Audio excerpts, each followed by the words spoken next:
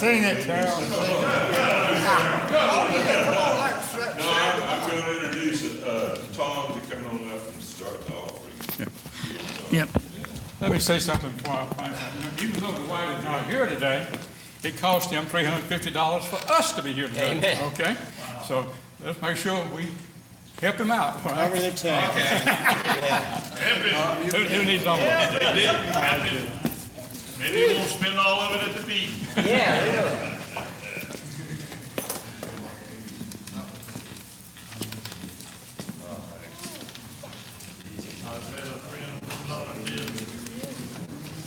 Hey, let's give the band a round of applause. Hey,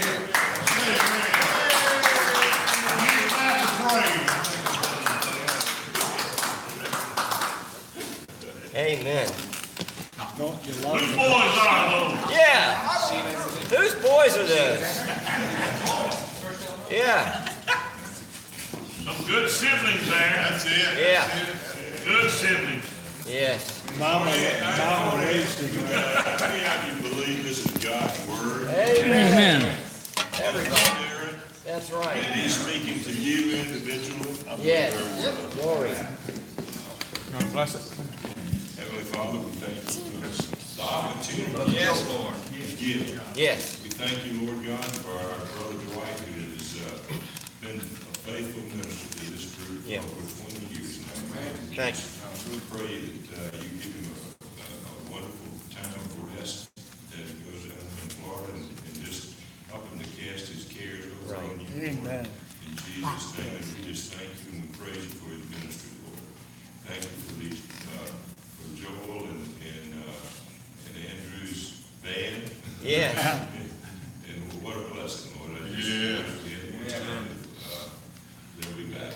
Amen. And thank you for this time together, Lord, and Lord, just prepare our hearts to receive your word today, Lord, as though you are speaking directly to us through our brother Tim. Thank Lord, you. I thank you, Father God, that you have loaded him, and I pray you give us ears to hear, Lord. Amen. There's something here for everything. Yes. You give us ears to tune into it, Lord, and to go out of here and resolve these doers of your word, not forgetful, hearers only, deceiving ourselves. And we just thank you and praise you for that, Father. In Jesus' name I pray. Amen. Let's sing a song. Oh, how I love Jesus.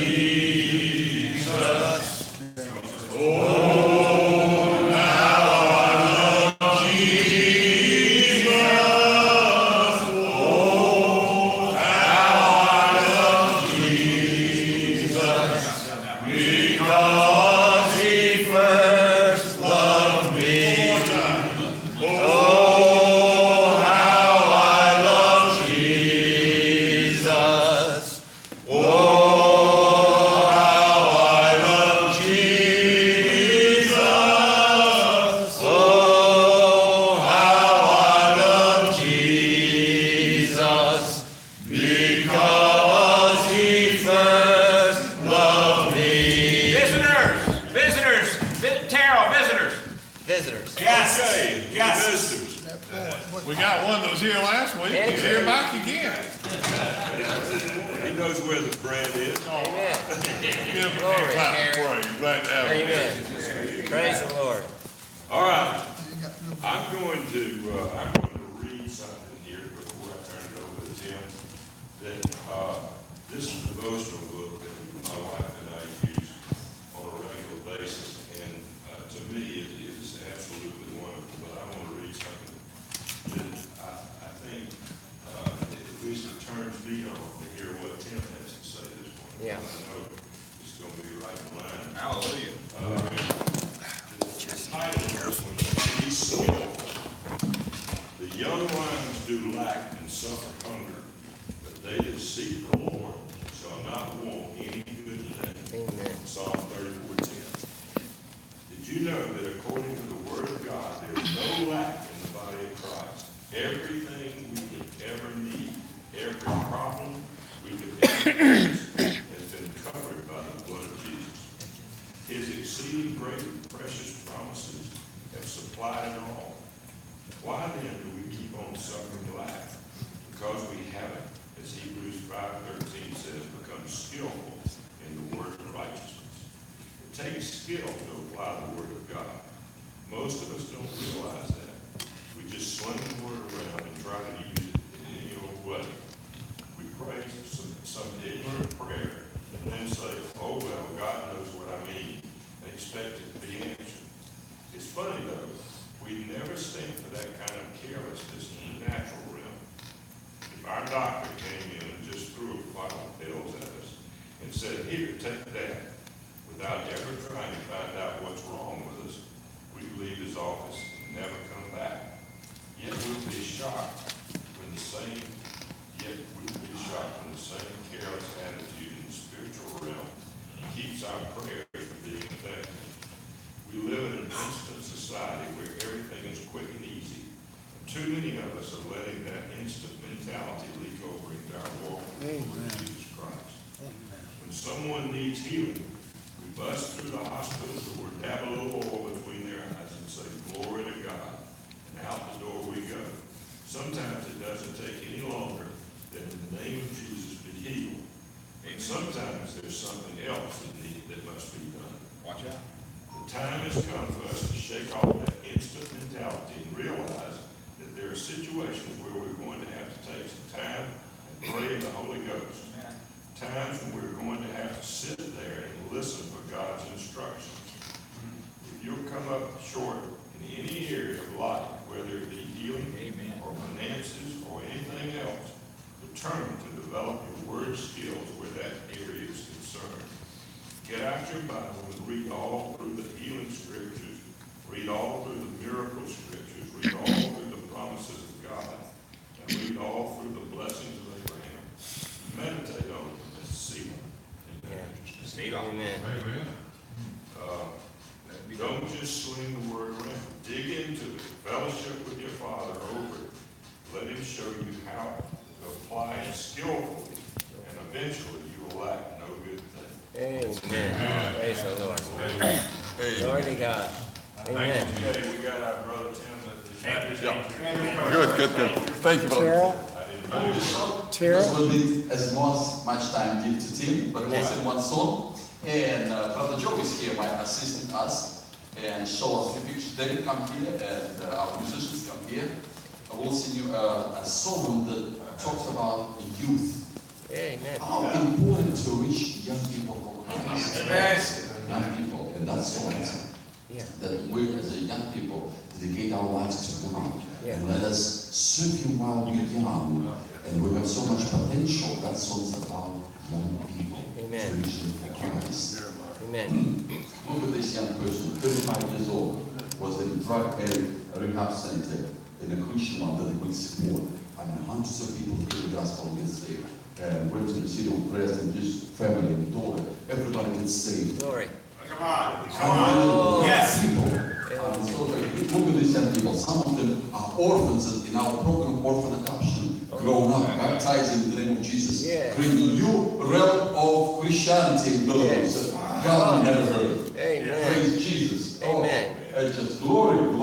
Keep going. Look at this, how many young people baptized. Yes. When I grow up, whenever this showed up, maybe one, two, young Wow. people, some elderly, young people. Yes. It's saved. Amen. Look at this. Yes. In the name of the Father, and the Son, and the Holy Ghost. Praise the Lord. Yeah, what else? Yeah. What else we have to there? Yes. Glory. This is all baptism. Praise God. Amen. Oh, Amen. praise God. Every soul is a counts. Yes. Amen. Every soul. Look at this. Glory. Glory to God. Oh, thank you, Lord. It just, couple churches. Can you believe how many cities are working? Yes. I just start counting. Oh. Thank you for giving the Bible. It's all over in the Yes. Bible. Amen. Friends, praise Jesus. Look at Something that. out of one. Glory. Yeah. Hallelujah. Hallelujah. Amen. Hallelujah. Thank you, Jesus. Thank you, Jesus. Oh, God, you're good. Oh, look at that joy. Look into heaven. Yeah. Joy. Woo. Oh, Amen. praise Jesus. Praise the Lord. God. Thank God. We're You know, smart enough. New life. you will hear for hours watching for those faces. Yes. But somebody even today came to me 3 Bibles, and you will save another 3 souls. Yeah. Praise Jesus. Amen. Amen. Amen. Praise God. Hallelujah. As an orphan, Oh. for sure. Not anymore. Not anymore. But Hallelujah. you're the favor of God. Come on. Yes. Church after church. Amen. Unbelievable. Wow. Thank you, God. Praise God. Thank you, Lord. Well, let's Joe show while we sing your song. Yes. Amen.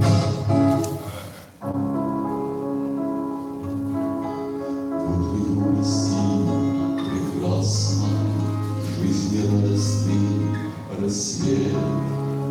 Спеши, как безгласный, исполнить Христа на заре. Будто прекрасный, жизнерадостный рассвет. Спеши, как безгласный, исполнять Христа на заре.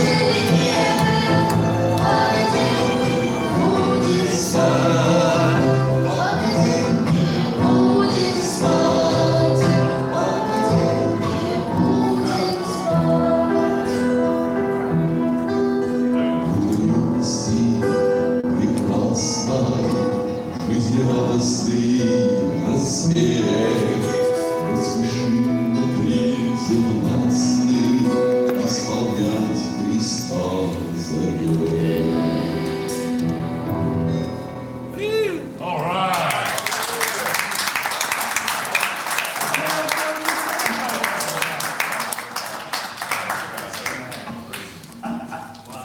Now Terrell will interpret. Amen. Praise the Lord.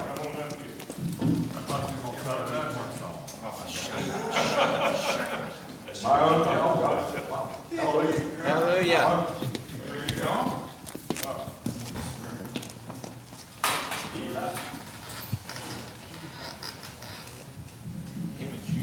All right, guys, the year was 1993, 25 years ago.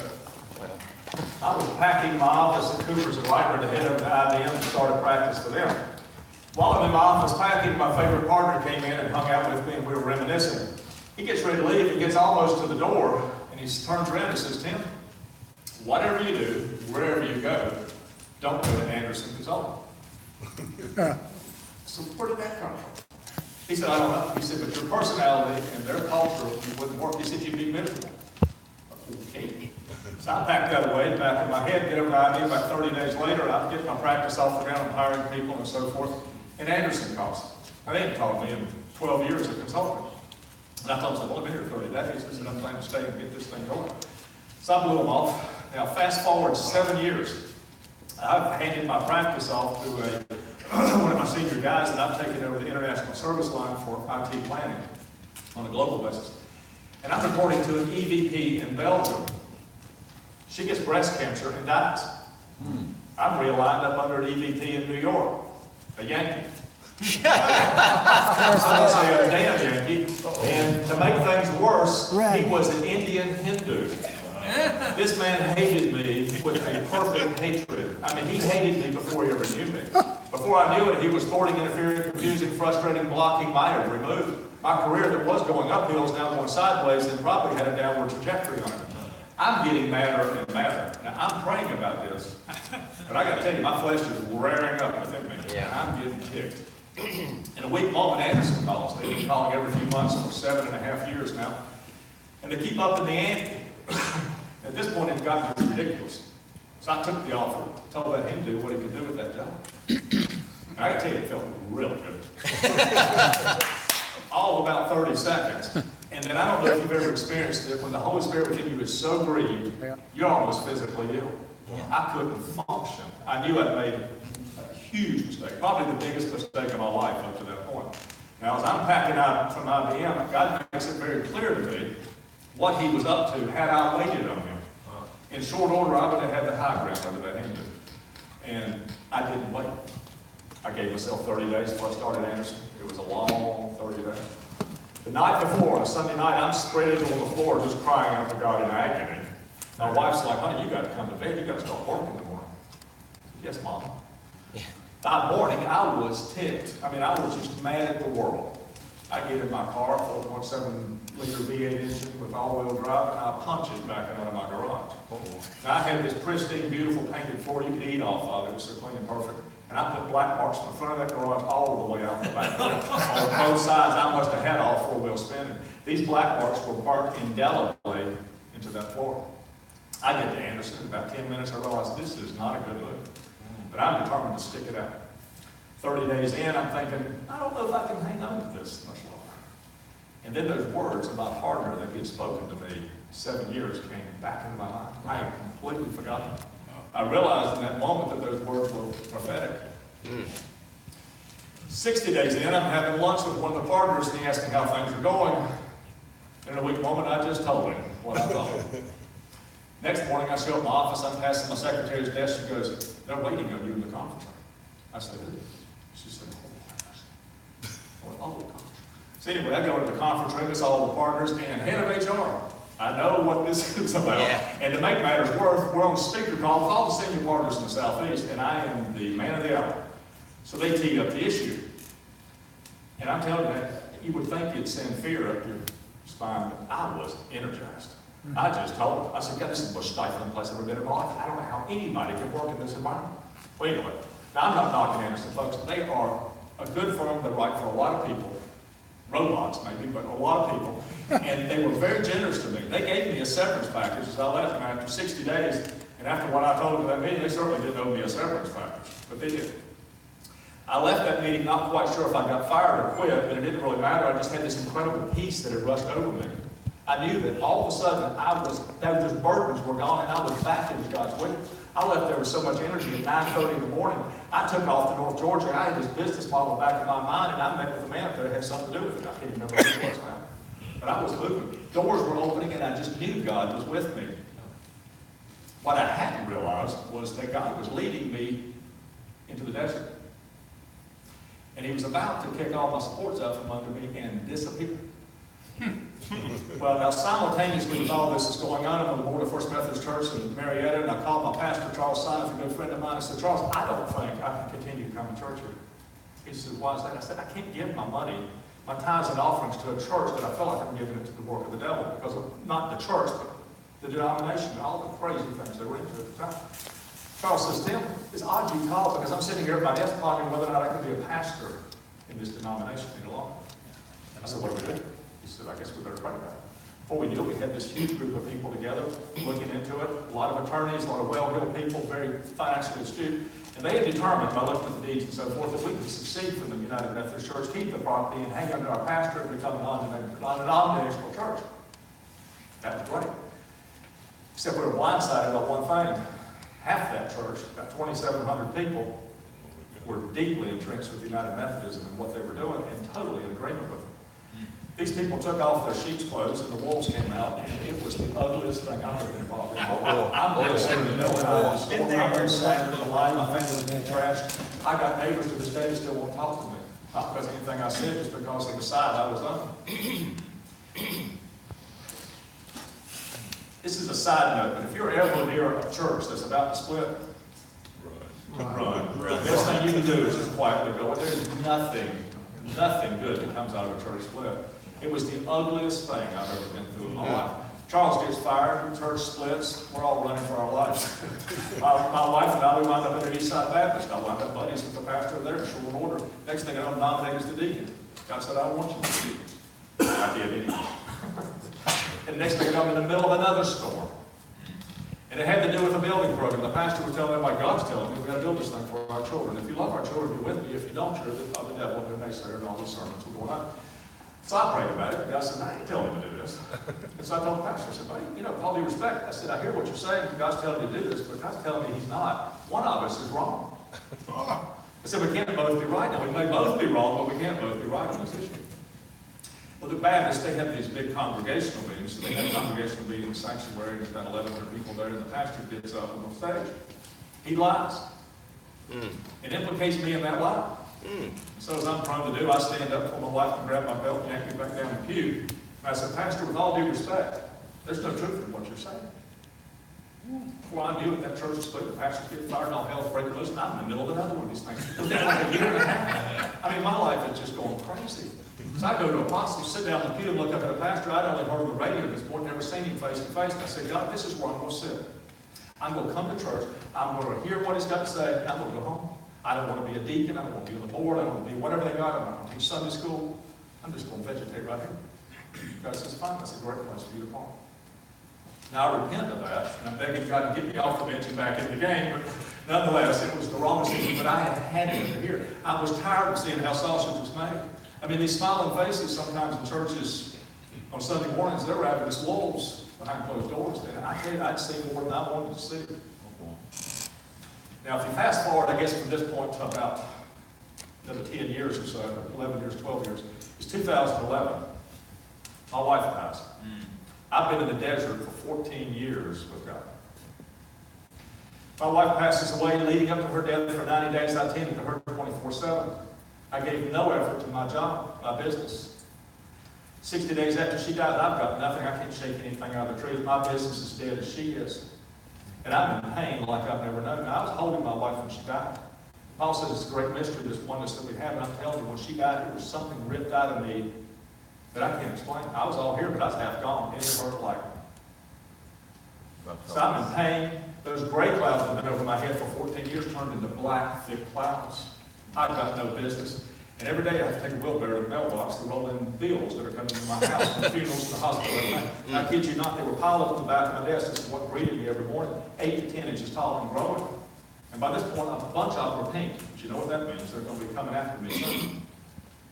Now, strange things were going on during this time. You see, I had a choice. I could shake my fist at God and say, how dare you allow my wife to die? After all my fasting, I lost 45 pounds. Got to take a look at it. I don't know where I lost. I was an emaciated waif. I was a poster child for the Holocaust. I was skinny, bones and skin. That's all I had. I could have shaken my fist at God and run away from him. But I was going to work my way down. So I pressed into God and said, God, I ain't letting go. I don't understand this, what I've been through, but I'm not letting go. Thank God I made that choice. Now, weird things were going on after her death. God was waking up the wee hours in the morning. One morning, he woke me up, looked over the alarm clock, it was 4 a.m. I went, I don't think so. I rolled over and go back to sleep. God said, get up. I've been waiting on you all night. I'm not going to let you go back to sleep. So I went to the family room, sat in a big wingback chair in the pitch dark, and poured my heart out to God. Nada. See, I don't know, he had a tea time or something. I don't know what he did, but he just disappeared on me. And this is happening over and over again. Other strange things are going on. I'd wake me up in the morning, and I'd hear the Spirit within me singing songs, all the verses, all the words in perfect melody, and I don't know them. I mean, I'd heard some of this, I certainly didn't know. It was beautiful, because I'm like, all this weird stuff was going on. But my bills were getting bigger, my phone wasn't ringing, I had no business. I told God, I said, I'm hanging on to your word. I'm going to test you this, I got nowhere else to go. I'm in danger of losing everything. I told him I'm hanging in Matthew 6:33. Seek ye first the kingdom of God and his righteousness, and all these things gathered to it. That's just fine. While you're at it, hang on to Psalm 118:5. So what's that? Said, call upon the Lord in distress, the Lord answered me and set me in the lowest place. I said, cool. So I'm glad I'll look at these verses. I'm hanging on to them like 2 horns of the altar, and it's getting darker and darker and darker. And nothing's going on in my life. That seems good. 60 days after she dies, it's raining sideways outside. It's miserable, dreary, cold, damp. Too nasty to even go duck hunting again. I said, I know what my wife would do. She'd make a chicken pot pie today like this. She'd have made it from scratch. She'd made the crust from scratch. Guys, it's big enough to feed 5 people 2 meals. I could eat it all in one setting. It was delicious. I said, I'm not a cook, so I said, I know what I'll do. I'll go to Kroger and I'll get me one of those things. I march into the frozen daily food section of Kroger and I get me one of these things in a box. You know, I take this box home, I read the directions, and he says, you can take it out of the box, poke little holes in it with the fork, so I did that. You know, put it in the microwave, halfway through you turn it, so I did that. It goes ding, I put it on a pretty plate, sat down to eat this thing. And as I'm sitting down to eat this, I'm realizing, this ain't going to cut it. Yeah. And sure enough, it didn't cut it. By this point, I am bawling and pouring my heart out to God because I was getting a little ticked because this is just one more thing I was never going to have from my life, ever. Not zip, still, I don't know, another tea time or something. Nothing going on. No comfort from above. Next morning, I'm sitting at my desk looking at my bills and the phone rings. Oh, cool. It hadn't happened in a while. It's a woman on the other line. Hadn't seen her in 20 years. Hadn't talked to her in 2 decades. And I noticed because she helped my wife do the decorating in my home when we first moved in. She says, Tim, I must be the only one in town that hadn't heard of Kim and die. She said, I'm so sorry. She said, I'm going to make you a chicken pot pie. I'm going to make it from scratch. What do you want? I said, oh my God. I said, now it'll be great. She said, I can't give you that. Still Friday. She said, how about Monday? I said, Monday will be great. Monday afternoon comes, her husband pulls in the driveway about 5 p.m. He gets out of the car with 11 minutes out. He grabs this chicken pot pie in a Pyrex dish. It's bubbling in the dish. It's still so hot. He brings it in the house, sits it on the counter for me, and leaves the car. I walk him back out in the driveway. He's going out the lower end. Another car's coming in the top end. I wasn't expecting this family. Their kids jumped out of the car and said, Mommy made you this whole wheat bread. It's a loaf of whole wheat bread fresh out of the oven. It's burning in my hands. I was bouncing this thing going in the house. It's still hot. So I get in the home, sit down, make me this feast.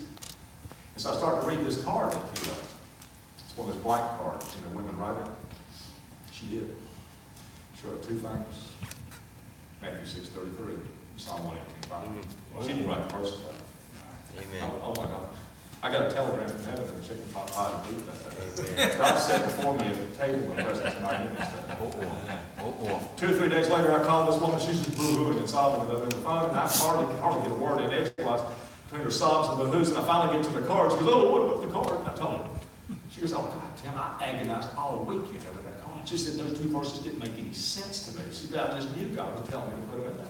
She said, didn't make any sense for a widow. I said, you are so tuned in to God.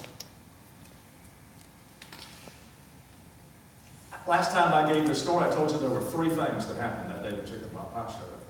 There were actually 4. God told me not to share. The things that happened were this. My business phone started ringing that day. And as a side note, that pile of bills on my desk that was about 10 inches tall now, over the next few weeks, they miraculously disappeared.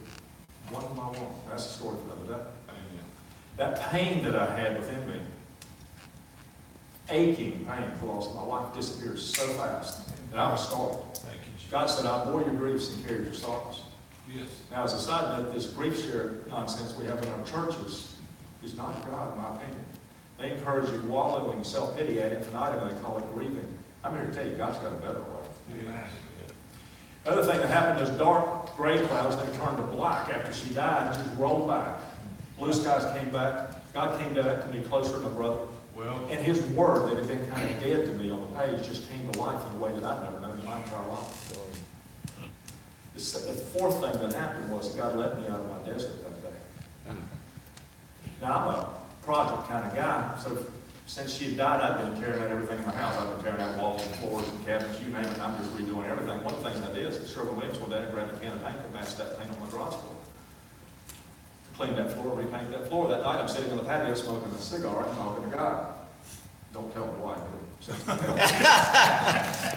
And God says, you didn't seem to notice that those black marks are gone. He said those black marks marked the time I entered the desert, and their absence marked. Wow. He says that he's saying that season's behind you. So what is this thing that I'm talking about? What is this desert that I'm talking about? Now, guys, I can't take you anywhere in Scripture that says here's the chapter that describes the desert experience with God. But it turns out it's all through Scripture. I've been blind to this, completely blind. I've never heard anybody speak or teach on this subject, ever. Although it's alluded to occasionally in sermons, our pastor recently talked about it. But it's usually in passing, but it's never really in much detail.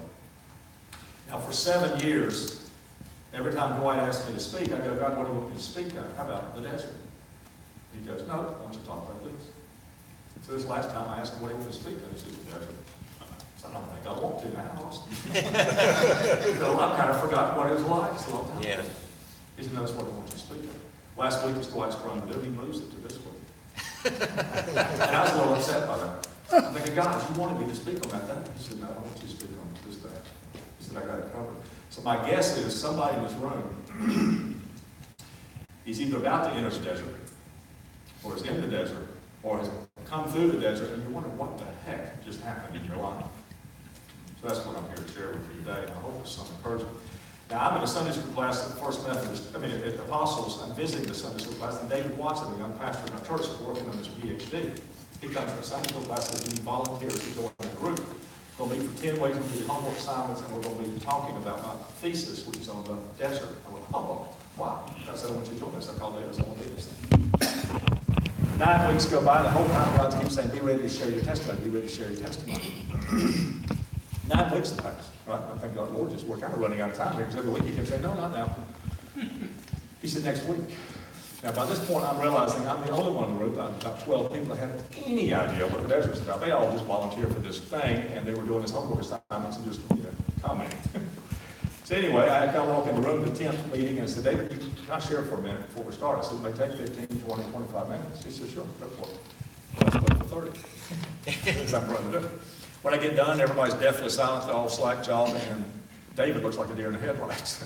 And everybody's not saying a word. And then finally, a radiologist in our church, who's now moved to Hilton Head, I love her dearly, she goes, wow, it took 10 weeks. I said, why did you not share this a long time ago? I said, God told me not to. So anyway, that's really fuzzy.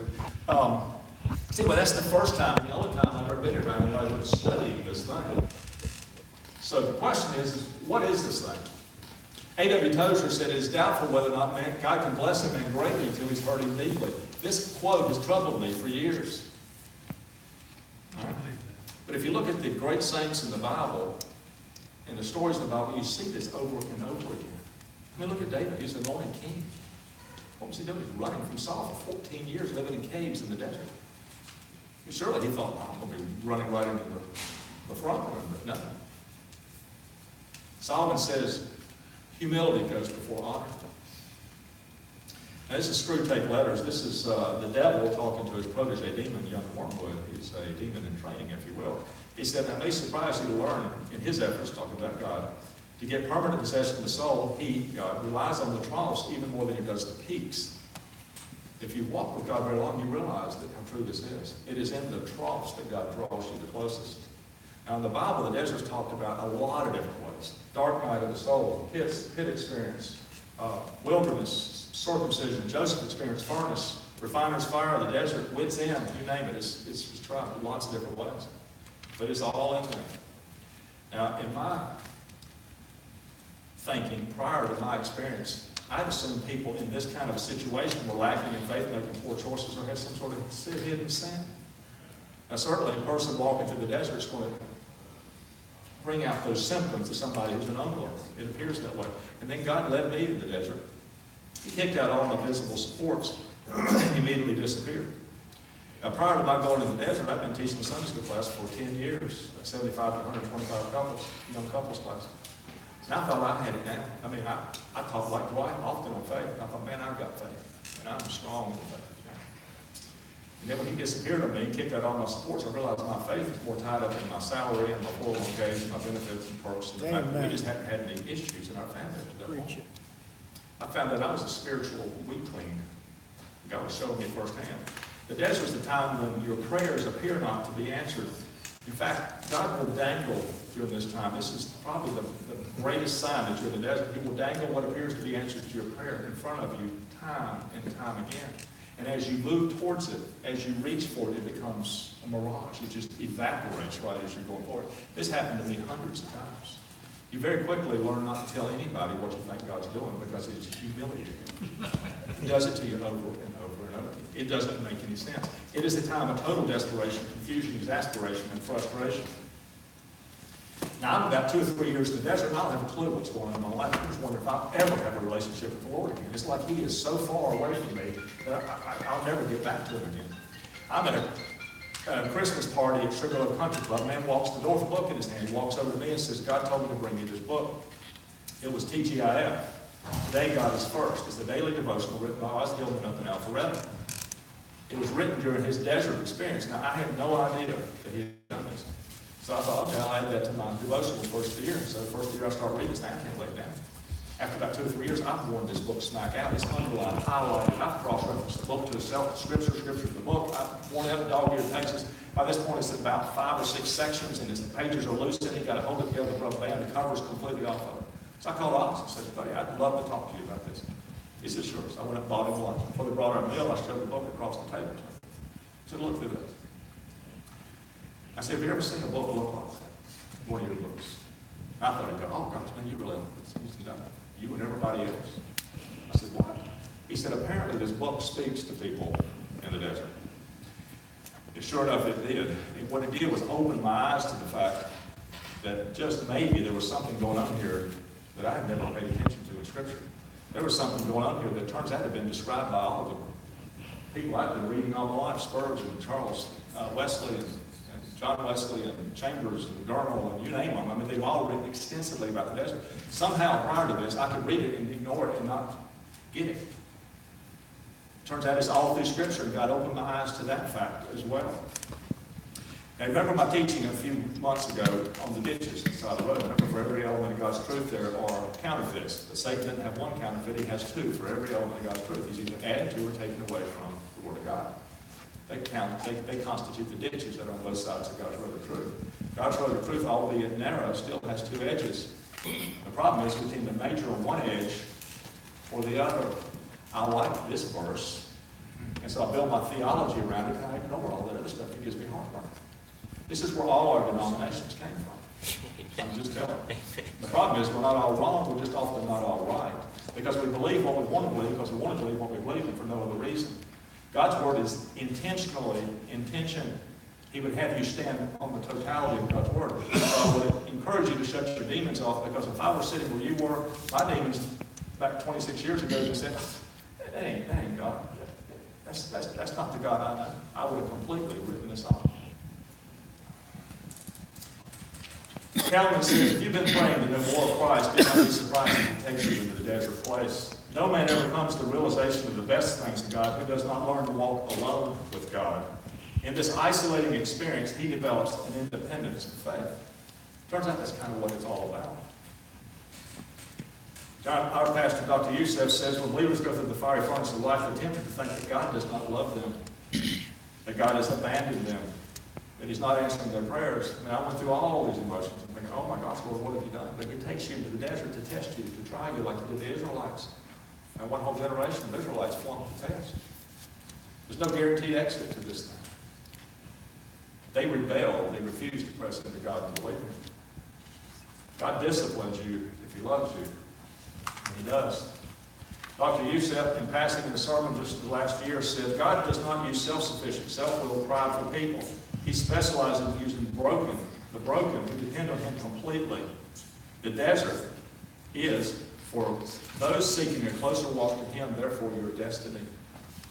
If you're seeking more of God, this is where God is likely to take you. Now, this is not for nominal Christians sitting on the pew that got as much of God as they want. But if you look at Job's life, it's a sign that God's got confidence in you, and He trusts God that you're going to stand up to the test of the fire. If you ever pray, create in me a clean heart, O Lord, this is probably your destiny. This is the devil again, speaking to you on Wormwood. Do not deceive, Wormwood.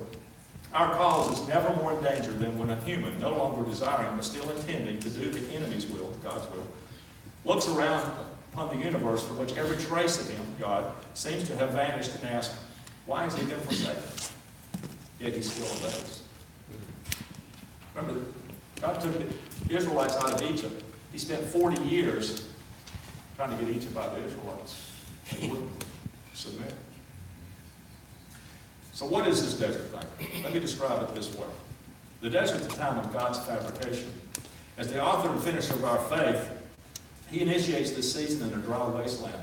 It comes as a surprise as we unexpectedly find ourselves walking and wandering in the desert without any warning. One day we're walking with God. The next day, usually to take a step of faith, one that he seems to have encouraged, we find ourselves abandoned and alone.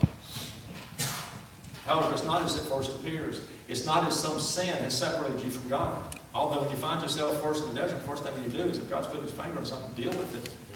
Rand spoke at our church, probably one of the best sermons I've heard in a long time.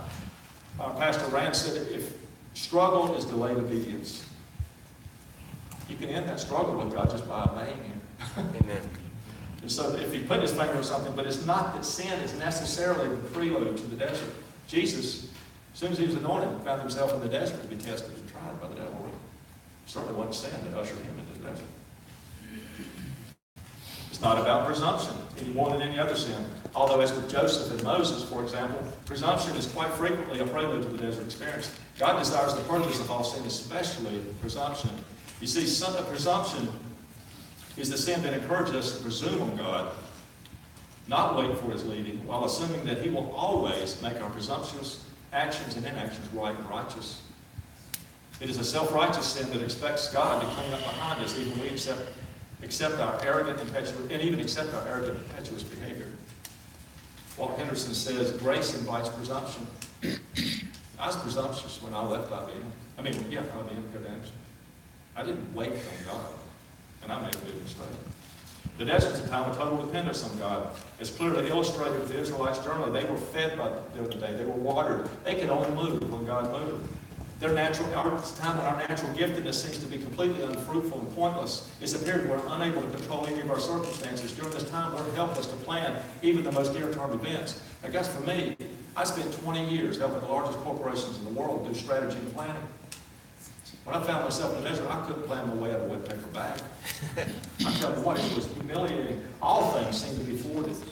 And somehow, simultaneously, all things seemed to be initiated by an unseen hand. Frustrating times. The time of leanness is definitely not about prosperity. In fact, it's quite the opposite. The desert's a time of limitation, limited resources. There's enough, but just enough. God seems to strip us down to our bare necessities and expect us to acquiesce without complaining. The Israelites complained. David, once he was anointed king, we read all about his lamentations in the desert, right? He was discouraged many times, but we never see David complaining. Or we never see David take it into his own hands. He waited on God even in that 14 years that he wandered in the desert. The desert's a time of our participation. We've got a part to play. It's a time of God's refining process. God desires us to run to him and yield to him and press into him during this time like never before. We risk protracting our time in the desert like the Israelites if we rebel. David says the rebellious dwell in dry land. See, of all the Israelites, only Joshua and Caleb made it out. Even Moses didn't come out of the desert. Joshua and Caleb made it out, the rest did. Our exit is not guaranteed. The desert's a spiritually dry period. Just as God satisfied the Israelites with refreshment, so will he you during this time. But it seems to be enough, just enough. It is restricted. I don't understand it. We certainly make the desert drier if we respond in the flesh during this time, like I did when I was in. We refuse to press into God. Many confuse spiritual dryness now with the desert. Spiritual dryness can be self-imposed. If you're drifting from God, if you're not pressing into God, if you're not studying His Word, if you're not doing what He's leading you to do, you're going to get dry. Yeah. God will just fold His arms and wait on you. If He's told you, asked you to do something, or told you to do something, you refuse to do it, He's going to say, well, you get around to doing that, God, I'll come back to you. But this is the time when He just kind of disappears and you can't quite figure out why. It's a time we refuse to let go until God blesses us. God leads us in the desert to try us, fully expecting us to hang on. Much like His confidence in Job, the fact that He leads us in the desert is an expression of His confidence in our response under fire. You see Jacob in the middle of the desert at Peniel, right? He wrestled with God and refused to let go. The desert's the time to press into God. It's the time to press into God like we never have before in our life, and grab hold of the horns of the altar and refuse to let go, no matter how senseless and pointless it seems during this time frame. It's a time of utter frustration, as if toying with us, God, or he allows the devil, I don't know which, will dangle before us what appears to be answers to our prayer time and time again. Yet each time they mysteriously disappear, evaporating right as we ask for them, or walk into them time and time again. It builds our hopes and grows our faith only to be dashed in short order, time and time again. For me, during this 14 years, guys, I suspect it was hundreds of times. I got to the point where I just wouldn't recoil about any good news, right? Knowing that it's likely to be a mirage or worse. Our Father seems to want us to die to our plans, our hopes and our dreams. He allows us to be humiliated time and time again as we declare that others, those that are praying for you in this chaos. Oh, I can see what God's doing. It's all coming together. This is God's hand, and it just goes away. And after a while, I'm just going, this guy's kind of nuts. That is just a time of doubt. We doubt our relationship with God. We doubt we'll ever have fellowship with God. And we doubt at times there is a God. Many times, like Jonah, we want to run away from God, but where are we going to go? We doubt he loves us. Oh, he loves mankind. He loves the church. But does he love me? His purpose seems to get us to believe when there seems to be nothing to believe in, aside from his word. The desert's a time when our prayers seem to be unheard. In fact, our prayers seem during this time to be bouncing off cold gray skies over our heads. Thou hast covered us with a cloud that our prayers should not pass through, Jeremiah says in Lamentations. And no doubt God's hearing, but he doesn't often seem to be responding. This is the third chapter of Lamentations, maybe one of the best. I could take you to dozens in Scripture. This is Jeremiah in his desert experience. I am the man that has seen affliction and wrought of your wrath. He, or God, led me, brought me into this darkness. He turned his hand against me. He's made my flesh old. He has broken my bones. He has builded against me. He has compassed me with all the travail. He has set me in a dark place. He has hedged me in. He's shut out my prayers. He has enclosed my ways. He has made my path crooked. He has turned me aside from me. He has pulled me to pieces. He has made me desolate. He has bent his bow against me. He has caused arrows and quivers to enter my reins. He's made me a derision to all people. He has filled me with bitterness. He's covered me with ashes. It didn't end that way. So the Lord will not cast off forever. Though he causes grief, he will have compassion according to his love and mercy. And Jeremiah is I mean, he is wondering what has happened to my God. What has happened to my relationship? It's one of the most moving. David, you see this in the Psalms all the time. I mean, David now, in his wandering in the desert and Saul, he was constantly saying, "Oh Lord, did you hear me speedily?" It's just like, he just got his own time. The desert grows our faith, even when it appears that it's being shattered. We hang on to God's promises that way. If we hang on to God's promises that way, then we will soon see the fullness, faithfulness, even when he seems to be ignoring us. Charles Spurgeon says, faith must be tried. The seeming desertion, talking about the desert, is the furnace, heated 7 times, into which thou must be thrust. Blessed is the man who can endure the ordeal, he says. The desert's a time of death. God seems to want us to yield all things to him in his control, to let go of all our hopes and dreams. No emotional highs, no emotional lows. Dietrich Bonhoeffer says, when Christ calls a man, he bids him come and die. Death to everything. Dead men don't get upset. They don't get excited. They're no longer anxious or fearful. Dead men are unmoved by the circumstances.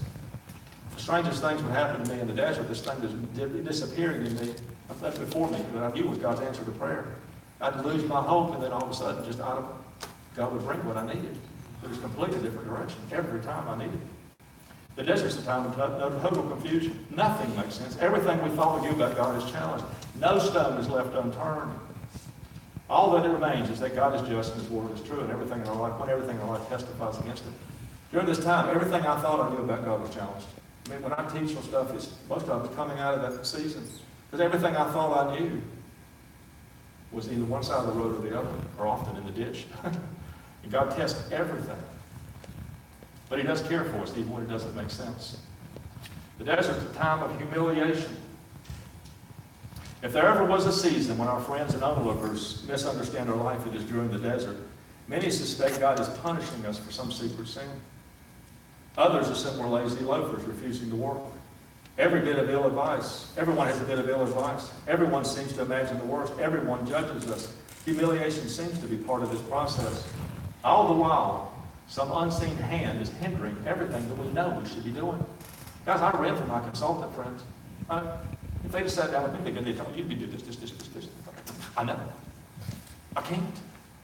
It's bizarre. It's frustrating. It's humiliating. The desert's not affliction, guys. Although affliction may accompany the desert's something decidedly different. There's a clear, sharp distinction to be made. The desert's a dedicated season set aside by God for the testing and trying of our heart. It is a process that is orchestrated by God himself to refine us as silver. Malachi says he sits as a refiner and purifier of silver. Much of our affliction now in our life comes from our sin, bad choices, consequences of a fallen world, the devil himself. In this season, it's decidedly different. It's the exam among tests. It's the big test among tests. He even seems to turn Satan loose on us during this time, like he did with Job, to sift us as wheat. But as Spurgeon said, Satan is nothing more than a pruning knife in the hand of God. The desert's a time of waiting. This is probably the most exasperating part of it. The uncertainty of knowing, not knowing, if we're truly in the desert, if there is a desert, is compounded by not knowing if we're ever going to come out of this desert. And if our exit will ever occur. This is maddening. It drives you nuts. The worst, it may be the most trying thing of this season, is an era and a time of total dependence on God and his timing, a timing and a schedule that he does not share. And a calendar that we seem to be unable to influence, even by our obedience. We're left waiting indefinitely. I believe the length of time in the desert may be predicated on two variables: our willingness to surrender to what God's up to, and possibly the magnitude of your calling. You look at some men that really had a big calling. Moses spent 40 years in the desert getting ready for his calling. David spent 14. Joseph waited 14 years. Abraham waited I don't know how many years. L.B. Calvin says, like Joseph, we must be more careful to learn all the lessons in the school of sorrow than be anxious for the hour of deliverance. He is never late. Learn to wait. And that's what it's about during this time. The desert's a time not appreciated. In the desert, we cannot appreciate this season, that he loves us, that he has a divine purpose to all the seeming chaos and humiliation that marks our life. It's a time when we can only hang on and press into God and refuse to let go until his purpose is fulfilled. The discipline and correction seem unloving and harsh, painful and numbing. They can only be appreciated in hindsight, and then only through the lens of God's love for us. I'm telling you, nobody could tell me to appreciate what was going on in my life for those 14 years. The desert's a time to prepare us to obediently walk before him in faith, to learn to know with all confidence that he will deliver us, he will provide for us, and he will take care of us here in the land of the living. To know with all confidence that if we dwell in the shelter of the Most High, we will rest in the shadow of the Almighty. Know with confidence that he will never leave us nor forsake us, when all else around us is screaming otherwise. The desert often follows a divine calling, a vision or a purpose or a dream. It seems like our Heavenly Father often gives us a vision while simultaneously placing thorns in our nest to get us to move out and encourage a response. But as soon as we take that bold step of faith, he kicks out all the support splinters and disappears. It's perplexing, it's disheartening, it's shocking. Lord, did you not just tell me to do this? Did you not just ask me to do this? But you look at the lives of David, and Joseph, and Moses, and Abraham, and Paul, and Jacob, you see the same thing over and over again. Abraham, Isaac, and Jacob, and Joseph, and Moses, they all had the same thing going in their life. That's just a time of apparent desertion. God deserts us, so it seems. Always shows up just enough to keep us from despairing of life entirely. But it leads to a spiritual pain. It leads to an agony and a thirst for a deepening, and a deepening desire for him that will come and for his felt presence again. So we hang on. Matthew Henry says, when I cannot enjoy the faith of assurance, I live by the faith of adherence. In this time, that's all you can do. You can only hang on in faith of adherence. It's a time when we learn to seek God instead of seeking others, to learn to ask God for ourselves. We learn to seek God for ourselves one-on-one. No matter how many folks are praying for us, at the end of the day, only we can take our petitions to God. He wants us to stop calling others and call on him. Amen. If your first motive, you've got a problem in your life, is to call somebody to pray for you, it's not what God's looking for. God would have you get on your knees to visit him. That's right. I'm not knocking, asking people to pray for you, 2 or 3 gather together. There's power in that. But he would have you learn to walk alone. We cannot live a victorious Christian life by trying to live off the faith of others. L.B. Calvin says, God seeks equal people, for no one ever comes to the full realization of the best things of God in his spiritual life without learning to walk alone with him in It is in the experience of isolation, on the desert, that the Lord develops an independence of life and faith, so the soul no longer depends on the continual help, prayers, and faith and care of others. It's a time of blessing. No doubt many of them are later, not realized until after, but it's the spiritual maturation, the fruit, and the restoration of God's promises that you find in this season are all real. They're apprehended in the desert. Like Hosea said, I will lure her and bring her into the desert, and I will give her vineyards, hence, in the desert. It's good things that come out of it. The desert's a time of rest. Now, this is weird. When nothing seems to go right, and God seems far away as the man in the moon, our prayers seem pointless, it's about somehow entering into His rest. It makes no sense.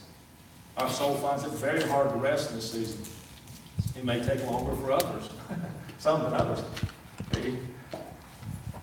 But He's trying to get us to learn to rest on His promises, even when it all around us screams otherwise. F.F. Bosworth says it's not faith unless we believe we can face the contrary evidence. And boy, there's lots of contrary evidence during this season. Destiny has a marvelous purpose. The fundamental purpose is found in Romans 8:28 and 29. We know all things work together for good, and them who love God and call according to His purpose. For whom He did foreknow, He did predestinate to be conformed to the image of Christ. It's a time of transformation. As we settle in the desert, our focus shifts from self to God, from our pain to His lordship. It's a time where worldly identity is challenged and ultimately moved. Everything that solicits our trust apart from God is systematically removed. Anything that competes for our sense of security apart from Jesus is torn down as we learn to walk in His power and strength. The desert is the time for experiencing and hearing God in new profound ways. Our desert is not a waste that will be used by God. F.B. Meyer says, we are not meant to always linger in the dark or stay in the closet. Presently, we shall be summoned to take our place in the rushing storm of life. When that moment comes, we are to speak and proclaim what we have learned in the desert. But God has a purpose for it all. He has withdrawn His child to higher altitudes of fellowship that He may hear God speaking face to face. The desert is not the end. In fact, it's the beginning. It's a stepping stone. Just as the second generation of Israelites came out of the desert into their promised land and their worship and service to God, so do we. It's a catalyst to launch us to a new walk with God. Our spiritual growth, for me, I was shocked. The spiritual growth accelerates. His word comes to life in a way after this that you can't imagine. It's a time for renewing our minds that will continue on well past the desert.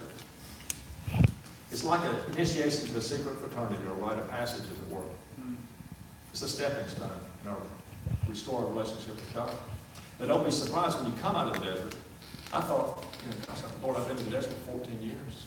My wife was dying. I've been through H-E-L-L. I thought I'm going to go into this comfy little season and everything will be going right. Well, the Israelites, they fought 2 battles in the desert. They fought 39 entering the promised land. Yeah. I had battle after battle after battle after battle. When I thought I was going to have peace. But you know what? God's victorious in every single one of them. Amen. Amen. But it was one battle after another. All right, so let me wrap this thing up.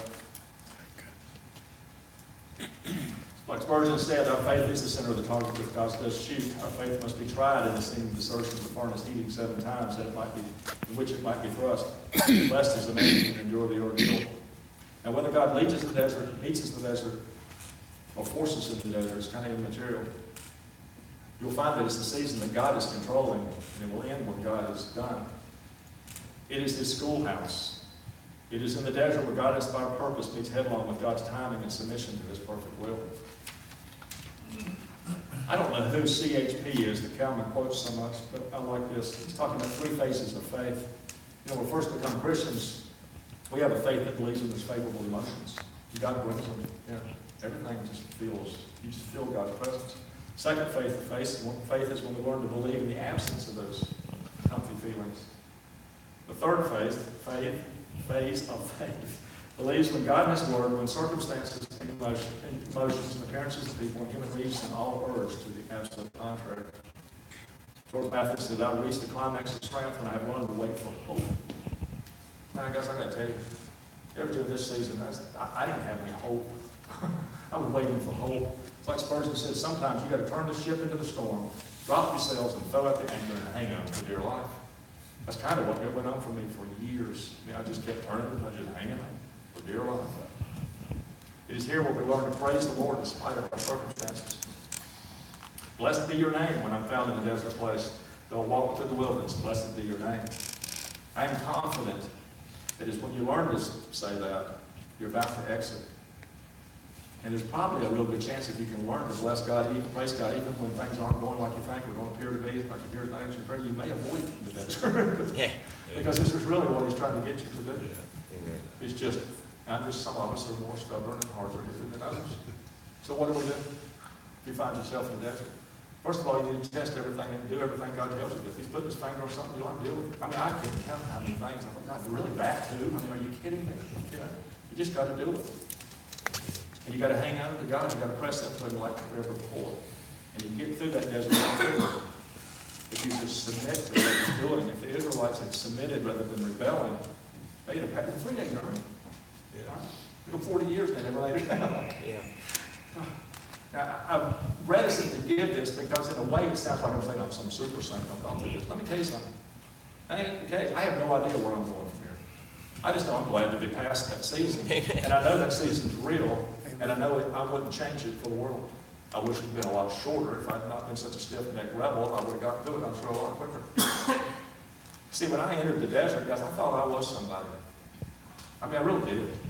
And I was teaching a big Sunday school class, and my pastor put me in the pulpit once a quarter. I mean, I had stuff going on. I thought, man, I got my spiritual life figured out.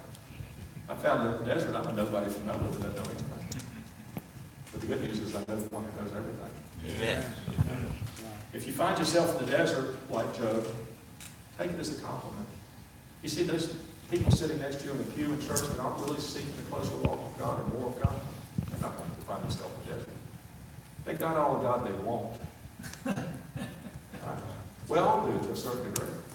But if you're seeking more of God, like Dr. Youssef says, this is therefore your destiny. So don't be surprised if you find yourself in it. And it is a compliment because God expects you and believes that you will pass the test like he did Job. He bragged about Job, right? You've seen my servant Job. Sick him. Give him your best shot. Everybody around Job failed the test, including all of his friends. Careful when you quoting Job, by the way. You do realize God said they didn't have a clue what they were saying. Yeah. I hate your sermons on Job. They're quoting all these guys that God said didn't have a clue what they were saying. But anyway, they all failed the test. His wife failed the test. His kid failed the test. Job passed the test. Like I said at the beginning of this, I've really tried to give this lesson for 7 years. And today's the day God wanted me to share it. So I hope it's some encouragement to somebody in this room that's either in the desert, about to be in the desert, or has passed it one or the other. Heck, this happened in my life. Because I'm telling you, the only one person, I still do this. We had a man in our church, we were all praying for him. And I'm praying for him on Saturday morning, and we're all getting frustrated with just the chaos in his life. Like everything just goes the opposite. Everything we're praying just resolved. And I'm sitting at my desk praying for him. God says, do you not see what I'm doing? Everything he says, like, oh my gosh, that's what you were telling me. So Sunday morning, I went and found him, tracked him down in the coffee room. I said, brother, you got a minute? I said, let me share something with you to see if this sounds like your life. You're not sure there is a God right now. And if there is a God, you're not sure if he loves you. And everything you thought you knew about God doesn't make any sense all of a sudden. You're praying, but you don't seem like your prayers are getting out of the room, much less off the planet Earth. And everything you're praying for, then we just dangle the answer right in front of you, and you step forward and reach for it, and it's like it was never there to begin with. I think God told me. He told me to tell you in the desert.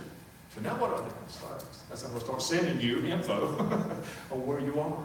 God's clearly in the desert, and God's grooming him for something. But take it as a compliment if you find yourself there. Don't panic. I panicked. I thought, oh my gosh, I've committed the unpardonable sin. I mean, I really thought, but God just disappeared. I'm telling you, just vanished on me for the longest time. And thank God for us doing the work that opened my eyes to everybody else's work that I had lost ever. I literally could read scripture and just skip all this stuff all my life. It's all there. I mean, I could spend hours and just showing in scripture how many people went through the desert and what they're like Jeremiah. And this is, he's in the pit, buddy. Yeah. I know where he's coming from. I could have written that myself. Sorry. And am I correct, there's denominations built on only a wilderness experience that God doesn't want you to get out of? Wow. Another ditch. That it's the sovereignty of God. You're never getting out of this. And this is just the Christian life, and there's whole denominations that say But that. the one thing Watson and I disagreed with after our 10-week program was he concluded that God will always let you out of the desert because it's compassion and grace. What about the Israelites? Right. They didn't come out of the desert. And my guess is if I had to just, I don't know what my wife had to do with this, but I mean, during that season when I could have shaken my fist and run from God, I pressed in harder than I'd even pressed in during her sickness Yeah. to God. I mean, I was miserable. And he finally, he finally met me there. Yeah. Speaking of the desert, about 3 days ago, I was at Georgia Gwinnett Hospital, and a guy climbed up. He didn't make the news. He climbed up on a thing, stood at the top. It was like 8:04, Tuesday evening. He jumped off and killed himself. He hadn't even made the news, and we sat there, don't know what he was going through. A lot of people are going through a lot of things in our churches that are orchestrated by God, and we're all judging them and making it worse. And I've been there. I still do it. I had a very similar experience, Tim. And I went through it for many, many years. And what I concluded was, my interpretation on it was that I had gotten myself puffed up, confidence in my own strength and abilities. That's right. And Satan was perfectly happy with that. I was headed to hell. And as soon as I turned and started pursuing God, he came at me with everything he had, because he was trying to steal the word out of my heart. Right. And divert me back to the road that I had been on. And so what happened was, I believe it was the devil operating on me, and because I had abandoned him, he was determined to take me down. Yeah, he's going to try to bring you back to his point. And then I got a hold of the word, but I had a lot of stuff I had to get cleaned out, and I had to switch Yeah. from doing it the devil's way and my way to doing it God's way. And when I started doing it God's way, the sea parted, and I was able to come out of it. But people just forget, man. There's a war going on out there for our decision making. Yes. And we've got to make the right choices. And then I believe it's a 1-year journey when we do that. But boy, I'm telling you, I was hard headed, and I had to lose that self-confidence and put it over on God. I think it's important to recognize where all these bad things come from, because there's so much confusion. Oh, God made this happen, or caused it to happen. Yeah. Really, bad things happen. 3 things. One, our own sin. God says he resists the proud. So if God's resisting you, you're not going to prosper. It doesn't mean God's going to be out there waiting for you to do something wrong. He's going to smack you. You're doing it to yourself. So your own sin. Then there's other people's sin. That's what persecution is. And the Bible never promises that we will be free of persecution. Actually promises we will be persecuted by other bad people. So other bad people, and then the fallen world. The world is just fallen. I don't think any of us in here would sit here in the room and say, well, John must have done something wrong. We know that guy's a saint. And we'll give the shine his shoes in heaven. We know that guy's a saint, but the fallen world causes fallen things to happen. So things will happen. Yeah. But when we get there, we know that God's at work. Yeah. In the midst of it. He hasn't caused them. But He we got know that promise. he's there. We know that he is there Absolutely. to work it out. Let me clear that up, 'cause I don't want to leave the impression that I'm saying that like during the desert, God doesn't bring illness on you. But it is during the desert when everything you think you ought to be doing, you just can't do it. You just literally totally dependent on God and his timing, like the Israelites were, to move or be fed or anything else. It's a season that's created by God that is unique. Now, for me, I've been walking with the Lord since I was 2. I don't know when, like I say, a long time ago. Because I grew up in a godly Christian family, godly Christian parents, and I almost can't remember a time I wasn't saved. And so this came as a big surprise to me when God just, like he just disappeared on me. The best advice that I ever got in my life was don't take more than 6 seconds in responding to obedience. And those of you that are analytical, all I can do is pray for you, because you're taking it really too serious. If you take more than 6 seconds, the adversary will absolutely destroy what God is trying to do in your life. Yeah. Yeah. Struggle is delayed obedience, right? I can tell you, 80% of the times I obey, it makes no sense whatsoever. Yes. Just do it. Yeah. Let me pray for us, guys. Thank you. Father, I just thank you for your word and your faithfulness, even when sometimes it doesn't appear that you're there with us. But you have our good at heart at all times. May we recognize that, recognize your word is always true, no matter what's going on in our life. Amen. Father, we thank you for your word. I pray, Lord, you lead us to the truth, the whole truth, and nothing but the truth. And teach us, Lord, to walk in your ways. In Jesus' name we pray. Amen.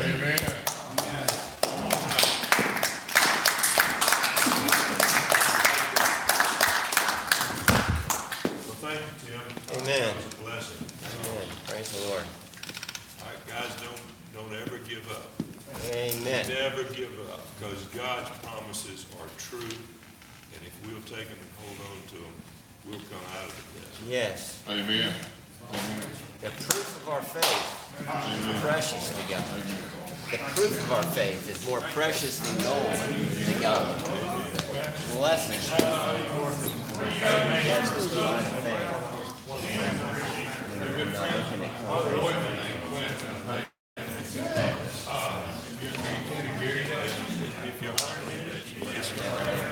You know, the fair is there to